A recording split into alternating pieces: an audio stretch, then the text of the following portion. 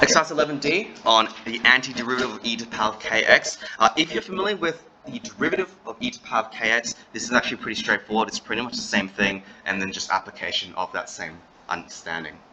So remember, we said that if we have f of x equals to e to the power of kx, the derivative is just f dash x equals to k times e to the power of kx. So all we've done is we've brought down the value of k, multiplied it out, but the value of kx stays the same in the power. Okay, kind of like we've left it untouched. Using this, I know that if I was to reverse engineer it, we have the formula of antiderivative, which is the same understanding, except of course instead of multiplying, we're dividing. So if I was to derive e to the power of kx, of course, hopefully you guys are familiar with this terminology here, then I know that it's 1 over the value of k times by e to the power of kx, and of course we have plus c at the end, plus our constant, assuming that k doesn't equal to 0, of course. If I'm going to find the general antiderivative, and by the way, this is called the general antiderivative, if we've got the plus c. Later on in the year, I should say later on in the term, we're going to be looking at the specific integral, or definite integral, which is where we have specific numbers and you won't end up with plus c. But if it's this general derivative, we're assuming plus c. E to the power of 4x, of course, we're just going to be following the formula. I know that because I've got k as the value of 4, I know the derivative of e to the power of 4x equals to, I forgot the dx, there we go, equals to 1 over 4. Instead of multiplying my formula derivative, I'm dividing. So 1 over 4 e to the power of 4x plus c. That's it. That's it. I've just divided by instead of multiplying. That's it. And then add a plus c, of course. Let's do the next one. Of course, we're applying the same understanding as we have for the sum and difference of differentiation. Except we're going to do that with an antiderivative, of course. So I'm going to write this down here. So we have space. The antiderivative of e to the power of 5x plus 6x dx is the same as if I was to find the antiderivative of e to the power of 5x and then add the antiderivative of 6x. So, of course, we antiderive that the same way we would with the other e to the power of x. So I know it's e to the power of 5x, so that becomes 1 over 5 e to the power of 5x. I've not touched the power, I've not touched the base because it's Euler's number, and then I just divide by 5 instead of multiply by 5 that we would in derivatives. And then plus 6x, you guys are familiar, that becomes what? 3x squared. Or in other words, 6x squared divided by 2. And then we plus c. That's it, done. Yeah. I'll do the last example just because it's a little bit different, and then I'll let you guys do questions, see if you'd like in your own time. So e to the power of negative x, that one's a little bit different. E to the power of negative x plus e to the power of x dx. Of course, remember, it's the same as if I was to antiderive e to the power of negative x and then add the antiderivative of e to the power of x. So the power is negative x, which means that the value of k is negative 1. So if I was to write out long form, I'd write 1 over negative 1 e to the power of negative x.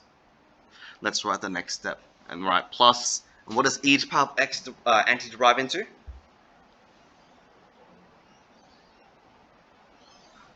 What's e to the power of x derived? Good, so what's e to the power of x antiderived? E to the power of x. Are we done with this step? No, because I need to? Thank you very much, plus c. Simplifying that, we end up with negative e to the power of negative x plus e to the power of x plus c. Can I simplify that?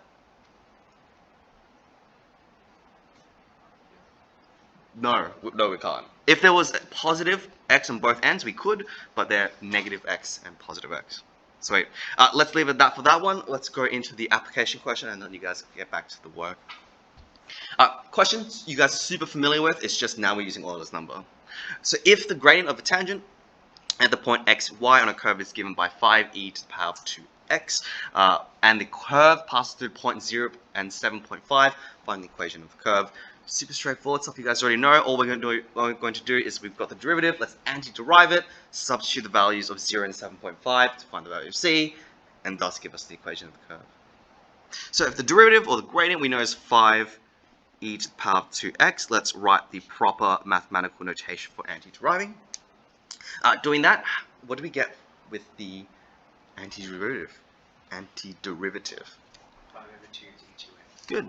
It's 5 over 2 e to the power of 2x. Perfect. Because we're taking the 2 and we're dividing the term by 2. Are we happy with that? Plus c. Plus c, thank you. It's very annoying, but I promise it is super relevant.